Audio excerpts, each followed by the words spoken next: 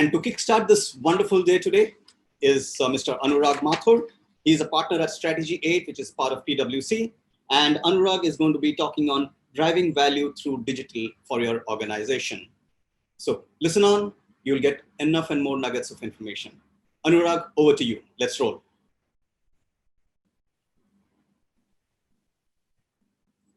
Thank you, Stu. Thanks for that. And welcome to a great day. I heard some very, very interesting pieces of conversation that you've been hearing since yesterday. And clearly, I think as this pandemic and the world, the state it has left us in right now, I think it is more than appropriate to have a internet commerce summit, because the attention of the world like never before has moved towards this. However, as we move towards and we deal with this, I think it is important to also understand and underlie a couple of things. Some is and I think you would have heard from several speakers yesterday, as well as read through over the last 7, 8, 9 months, on the kind of changes that are happening in consumer behavior, on the kind of changes that are happening in just employee behavior, the kind of changes that are happening in how CEOs, promoters are thinking about their business. I think while all of these changes are relevant and people are reacting towards the short term, I think the question that we need to ask ourselves is truly saying that as we build and react towards these, what are some of the things that will last longer? What are some of the things that we need to change in order to make sure that there is value at the end of this tunnel? So with that, I will essentially over the next 20-25 minutes talk through what are some of the changes that we are seeing in behavior. And so there is a mix of 3 surveys that we have conducted over the last couple of months with consumers globally, with consumers in India, and with businesses and CEOs in the retail sector over the last 2 months. And there is some very interesting voices, and I would like to start with that before I move into the how to look at value through digital. So I think just jumping into that, I think clearly the pandemic had a disruptive impact on the global economy and the Indian economy, and it had a domino effect on the retail industry, right? And while I say had, or rather me say continues to have, the cases have continued to rise globally. And these are September numbers. We continue to surpass about 33 million case count, over 1 million deaths. India's over 6 million cases, over 100,000 deaths already. And therefore, economic activity has been curtailed fairly significantly. I think in the first quarter, we saw significant contraction. We saw a largely supply-led suppression of demand. However, as we entered into the second quarter, and now as we enter into the third quarter festive season, the second quarter has seen more of, it saw an early demand revival, but then still a constrained demand, especially around the discretionary spend areas. Operations have been significantly stressed owing to this. High fixed costs have put stress on the retailer's P&L. Liquidity crunch clearly with curtailed sales from stores. There have been significant workforce layoffs across the retailers. There has been significant amount of supply chain disruption in terms of getting what you want to get with restricted mobility in the lockdown, as well as a lot of that continues to reflect itself even today in what you want as inventory in your stores. Lifestyle retailers have clearly suffered a greater impact as compared to some of the food and grocery chains. I think you can look at these details, but clearly there were significant challenges which continue to remain, possibly to a different extent. Right? The early issues were sales declines, significant downgrade in retail demand that took place. Over the next couple of months, I think while there is expectation of recovery, we're not expecting the recovery to be extremely sharp and quick. I think there is a clear, what we've seen from other markets as well, that as the sort of cases start to taper out, demand starts to pick up as consumers start to move out again. However, there is renewal of the cases or revive the cases, and which causes a sort of dip in sentiment again. And there have been several bumps of these in several parts of the world, and expect to see some of this in India as well. I think what we have seen clearly is sharp sales decline in the store numbers, significant cash crunch given the high costs, inflationary challenges, and also people have gone after. I think retailers have now, given that it's been a number of months, have reacted, right? So people have clearly reacted to restore store business. Right? Store revivals have started. I think I would say 80 to 90% of stores are open. Footfalls are at the 40-45% levels. People have started to make up very significantly with digital demand. So one of the early changes in consumer behavior was the shift towards digital, as we experience and learn from other markets as well. That is something that's built through. We'll talk about that in much more detail. I think clearly companies move towards that to try and revive their business and their demand. And of course, the largest cornerstone of this entire machinery to work is the entire piece around employee productivity, right? The need to establish work from anywhere protocols, implementing technology, managing employee motivation and anxiety, these levels. Because as I see, India has moved more towards e-commerce as a form of somewhat supported e-commerce, and that requires the employee connect and the employee engagement to actually remain higher than what it potentially does in any other part of the world. Anurag, if I might just interrupt for a second. Yeah. Can you put on your video, please? Sorry? Can you put on your video? Yes. Yeah, is that better? Sure. Thank you. Yeah. So I think, as I was talking about, I think while we see the operations, we see the recovery also being somewhat long haul. Consumer sentiments have dropped to an all-time low, and there is significantly low business confidence in fresh investments. I think our primary consumer sentiment index has continued to sort of drop and dip, even in the current time. So we have not seen a significant revival. There is marginal revival up in the recent months. It still continues to drop. And the RBI business expectation index also continues to take a steep dive downward. So I think the recovery expectations are, we expect essential categories to revive in 21 significantly, but the non-essential categories could have a significantly higher time frame of revival by potentially 2022. And fresh investments are being curtailed by most businesses. I think if we look at global forecasts of some of the sales in businesses, what we are looking at in moving down for 1920, and if we look at even for India forecasts, some of the more discretionary non-essential categories, if I can call them, have significant reds up, almost up to 20-25%, in some cases 5% of demand declines, which are very visible. I think clearly there is work to be done and to bring consumer demand and consumer sentiment back. This is not coming back in the short haul. At the same time, there are clearly companies and players who are making strides towards improving and trying to make the most of the crisis. But I think before we go there, let's just try and understand from a consumer lens what has really changed. And I'm sure you've heard and seen some of these. But I think as we go through these consumer behaviors, let's put on the lens of saying that the primary overarching shift towards digital that has happened is driving a business towards, I would say, broadly digital channels. Let's look at these consumer behaviors in the light of that and look at how and where we are building towards what we need to be going online with. I think the first piece is the growing prominence of health and wellness products. Clearly, concerns about health are overriding for consumers right now, and this was a trend that was fairly imminent, and growth was almost 14 percentage point for health and wellness categories even prior to the pandemic. This has only accelerated in significant terms post the COVID.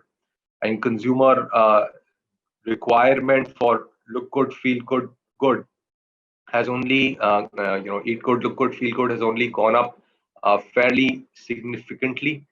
We have seen these in across, whether it's health and wellness, food and beverage, vitamins and dietary supplements, some of the Ayurveda market.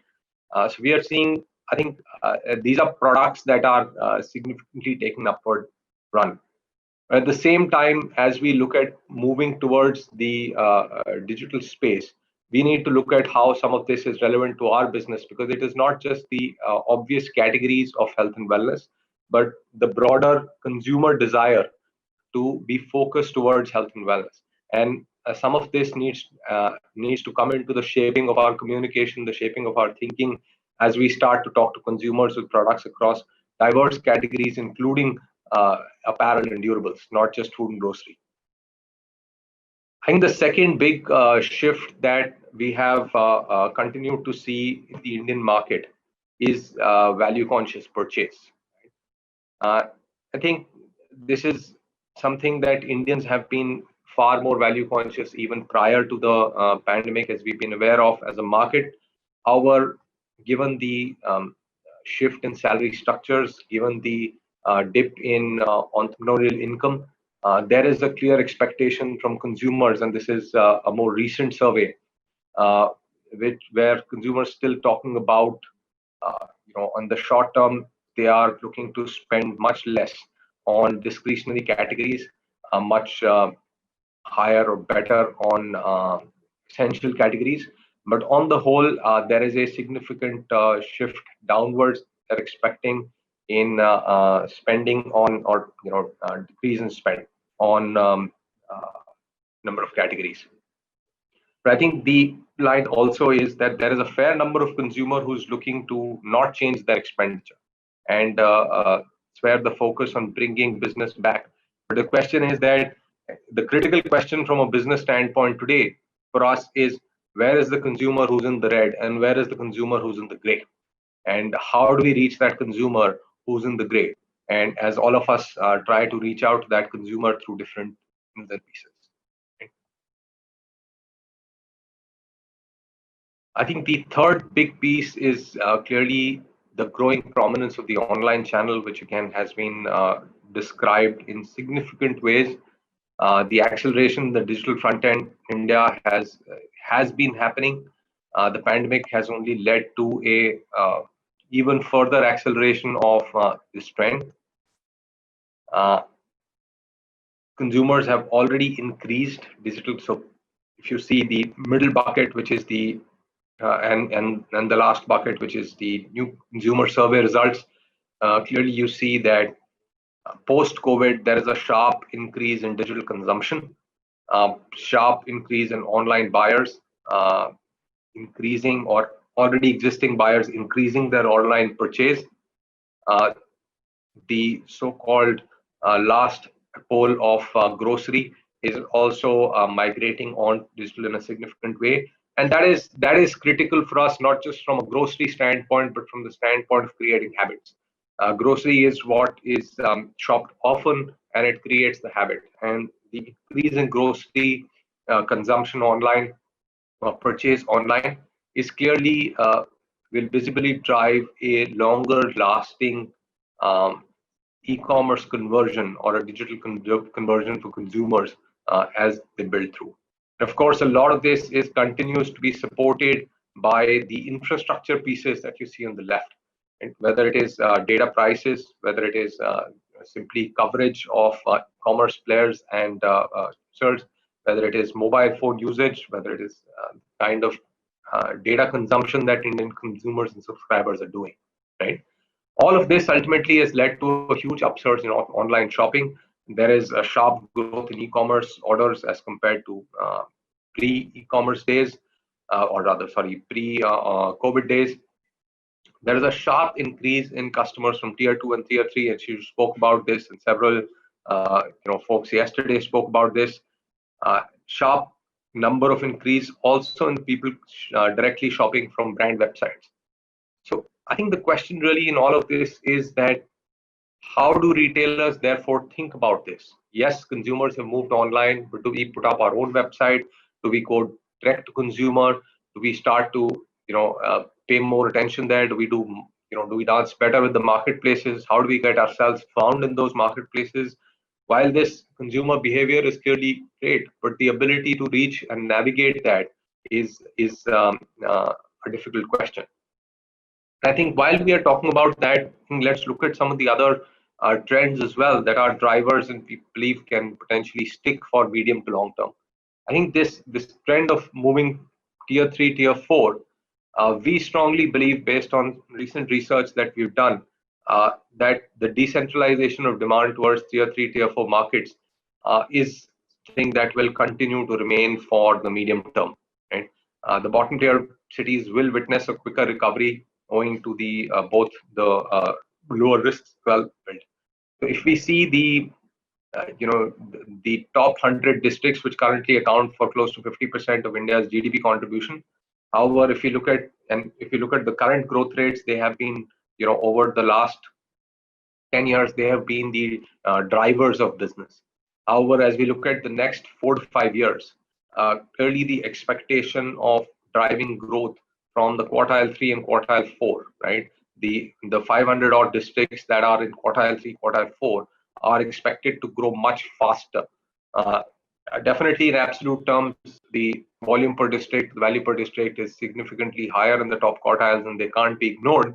However, it is these new consumers who are coming into the fold for the first time, and a lot of them potentially online. And the question really that each of us has to grapple with as retailers is, who are we catering to? Are we catering to the new consumer? Are we catering to the existing consumer? Is our digital mission just to get our store consumers back? Is it to build new consumers and build new share as we build towards this? Well, the answer differs for each company, right? There is no straightforward answer of saying that each person wants to do this, and a lot of people answer it as saying we want to do all of it, right? However, I think that is the pitfall that we need to be conscious of, and that is what we'll talk about as we move further. But clearly, I think we strongly believe there is a case of decentralization of demand, whether it's the immediate case percentage and therefore the short-term demand, or over or medium term over the next 1.5 years, but even over a slightly longer term, we feel there is a case for this decentralized demand to be looked at, and the recovery of India on a more holistic basis as compared to what it has been in the past. I think the other piece, and again, you spoke about this significantly, and lots of people have been talking about, clearly humans are social animals. We are not disappearing anywhere in terms of just going online. There is a clear desire to walk into stores. There is a clear desire to look at an omni-channel way of life. But there is topmost priority on safety and trust. So contactless shopping experience is something that consumers are clearly demanding, bringing out, wanting. I had a chart here somewhere. So I think what consumers are looking for is a much sharper ease and safety. And as I said, the traditional store typically has been used to create awareness, improve brand visibility, act as point of sales. Dark stores have largely used as fulfillment centers, but really I think time to look at what's the role of store, what's the role of online. I think that needs to sort of come together in a much more seamless way as we build towards this. There are clearly companies already moving towards trying to build these, bring these even prior to pandemic, and going much sharper as they bring the store experience online. And I think here I would like to highlight that India has actually seen a larger wave. India, or rather the Asian countries, and India specifically, have seen a large wave of supported e-commerce, right? Which is not just through the apps, but also using store assistants, using WhatsApp videos, using social assisted shopping in a large part of China, Korea kind of markets. So there is clearly innovative ways to bring this through in terms of how you offer, whether it's personalized information to facilitate research, help people get to discover what they are looking at, whether it is to bring just the store experience online and trying to get that experience moved in, or whether it is driving consumer engagement around your product and your ecosystem, building an ecosystem around that. And of course, I think the last one, which India has always less about, is the rise in consumer awareness towards sustainability. I think this is still gradual, but moving towards that. I think the large chunk of consumer, um, we were surprised by some recent surveys of Indian consumers clearly moving towards or wanting to move towards locally produced, more sustainable products. And this is something that I have been talking about for the last 3 to 4 years. I would say for the last 3 years, we've seen in our surveys a sharp increase in India, the Indian consumer's sustainability desire, which used to be playing at extremely low levels, and value used to be the overarching theme. However, this is something that we believe will remain. And the thing to remember here is that uh, consumers and the early consumers of sustainability are also very clear about authenticity. So they cut through authenticity, they cut through purpose. So it's not sustainability for the sake of sustainability. These are consumers who want to be truly attaching their bandwagon to brands who believe in what they believe in. So I think all of these, as we look at, is from the front end lens of the consumer, and we need to see how we incorporate these into our business, whether it's digital or offline, as it moves more and more online. Also, as we spoke to CEOs, the CEOs are clear that they will prioritize business models that are more digital, more flexible, and focus on adding digital products and services. The model change priorities. So it is not just about the front end digitizing of the channel. In fact, I spoke to a CEO last week who told me that they have a department-wise digital score that he monitors on a weekly basis to look at how the core operations and core processes are being digitized. Because ultimately, to provide that service, to make sure that consumer demand behavior is attached in the right way, the fundamentals of the organization have to react to it, and the core operations and processes. This is something clearly that we are seeing as top of mind for consumer for CEOs, because there is already a digital front end. They're building towards that, but they want to digitize core operations and processes. They want to make business models more virtual by adding more digital products and services, whether it is virtual stylists, whether it's help in discoverability, whether it is fit finders. There is multiple types of products and services, but people are looking at really saying, how do we provide more products and services to build towards these? Right? How do we make a model that is more flexible by increasing remote workers? A continued challenge safety, and I think that is still top priority for a lot of Indian retailers, and remains on how do we create business models that increase remote working. Right? So you see about 15% of CEOs ranking that as the number one criteria for them. And if you, as you walk through some of the other pieces, you will clearly realize that the focus on digitizing operations and making employees sort of work through seamlessly are the two big themes that sort of emerge out of this, followed by some of the supply chain pieces. And I think lastly, the last two are clearly looking at sharper acquisitions, sharper real estate, looking at saying, can we pick up opportunities here? But I think, again, from a digital business model standpoint, the piece I want to make is it's across the value chain. It's not just for the digital front end. And I think players are already adopting digital solutions as a means to address this sort of evolving requirement need, improving transparency and efficiency, whether it's in demand sensing, whether it's enhancing customer experience, whether it's improving supply chain visibility, whether it's the need for higher efficiencies. I think what we have seen with the more mature markets where we've run this survey for a longer time, in US and Europe, there is a significantly high correlation between digital maturity and revenue growth. The more advanced, the more digitally mature retailers, the ones who've adopted it and have spent time with it, have built through this right, have gained much more. They have growth of almost twice or over twice their players, and being through. So clearly, as you learn to play this game, become more digitally mature, it is something that you will gain from. I won't drain the adoption across the value chain. And we are working with a fashion retailer, just as an illustrative set, whether it's buying faster, whether it is driving consumer connect, whether it's people productivity across the value chain. There are pieces that can be driven through uh, on these fronts. There are industry examples globally of consumers being able to, whether it's in assortment planning, there's like Boohoo, where they have a huge breadth of product range, building a great test and repeat model, whether it is around customer centricity of Lululemon, whether it is AI use for customer engagement through the apps by Uniqlo and building. So simple things like a recommendation engine that everybody talks about. But the fact of the matter is, it's not just putting up recommendation engine that will give you the returns. It is knowing, making it more and more sophisticated and getting better and better at understanding who you're serving, why, and what. Right?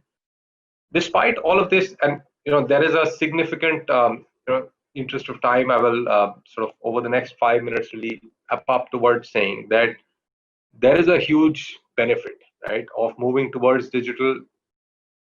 There is most CEOs expect that there is a over 10% benefit that they will get on revenue and cost by investing, by continued investment in digital over the longer term, not just on a pre-post pandemic basis. Right? And however, I think the significant challenge also that we see is that a lot of people in their digital transformations fail. And even now, over the last 9 months, as some companies have, some players have been able to do significantly better in realizing the value from digital. So some players have moved from 5 or 6% e-commerce revenues to, let's say, close to 15, 18, even 20, 25% digital revenues. And I'm without the base being affected. At the same time, you see a lot more who've done much less. And it's not just about measuring revenue in the short term as well, because it is about saying how sustainable is that? What are you doing for your brand? How should you really approach this? And if you look at the 6 boxes below, a lot of them, the reason why these transformations fail is that you went and hitched on to seeing that everybody else was getting revenue, you were getting revenue in the short term, you reacted to that, but was there a clear vision for the digital future? And this is something not just in this pandemic, but we've seen earlier from 2000, after the 2007 crisis, after the SARS crisis, after 2012 European sort of debt crisis. There have been always these shifts and desires to move towards digital transformation in some ways. However, as people move without a lack of a clear vision as to what does my brand stand for, what's my vision, what am I moving towards, that's probably the number one reason of why fail, right? And a lot of them do not get you the value that you would desire from them and the basis of which you've made those investments. The second big one is really fostering a digital culture and a change in mindset. While companies talk about saying that we want the benefits of going online, they overnight expectations change of saying that whatever we were getting from stores, we should now be getting from digital, without developing a digital culture, change in mindset, whether it's to deal with marketplaces, whether it's to deal with your own business. You suddenly have all of this top management attention onto digital, which is not really has not really built through or changed their mindset towards doing that business. They are still thinking like how they were thinking for the store business, and now they are trying to operate that business, expect great results, but it ain't happening. A lot of companies don't invest in staff training to make sure that you have the capabilities, you have people with the orientation, with the thinking towards this, or buying of those capabilities. And whether it's capabilities, skill sets, the new ones that are required, whether it's in training to manage, and simply, I mean, how your warehouse addresses this is very different from how your warehouse addressed a non-digital store. The speed of reaction, what you need to do, how you build and drive experience in store versus digital, very different. But are you really training and building towards that, or is it that you're expecting result, putting out investments into technology and not just going there? So there is clearly much more. I think the central piece is that there is much more than technology implementation to make a digital transformation work. And I think my last slide really is around saying that it has to be around building a digital vision, a clarity of what is your, why are you going online? What do you want to do on that? Why will people come to my website? Why will people come and find my brand on a marketplace? And having that clarity of vision, having that clarity with guiding principles set across the organization, so that there is a clarity of that through the organization, is very critical, because the participation of the organization in digital has increased dramatically. Fostering a digital culture, making sure that there is capability pass on, there is metrics, there is uh, training, building, making sure that people are thinking and building digital first is very, very important. I mean, we still see, and you can see on any of the marketplaces, the brands that are still succeeding much larger are not the large brands. It is the digital native brands. And for large brands, large companies to move towards that, they have to foster a digital culture and change significantly the way that they think about their capabilities and metrics.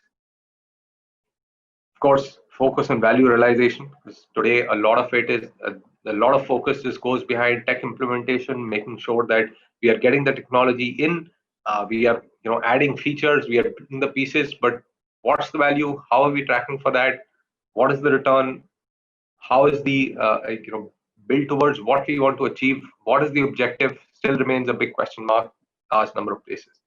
And of course, I think navigating these changes, and possibly the most important, which I can't mind less, is setting up the right operating model. Not just the transformation management office, but dealing with the ecosystem, building the right ecosystem of people around this. This is not something that where every inch of expertise is available, especially with traditional retailers, and they can't go about building those capabilities in-house in all cases. They have to deal with an ecosystem. However, they have to build a digital transformation office that makes sure that this vision, the structure, the governance, the culture, all of this sort of comes about into reality.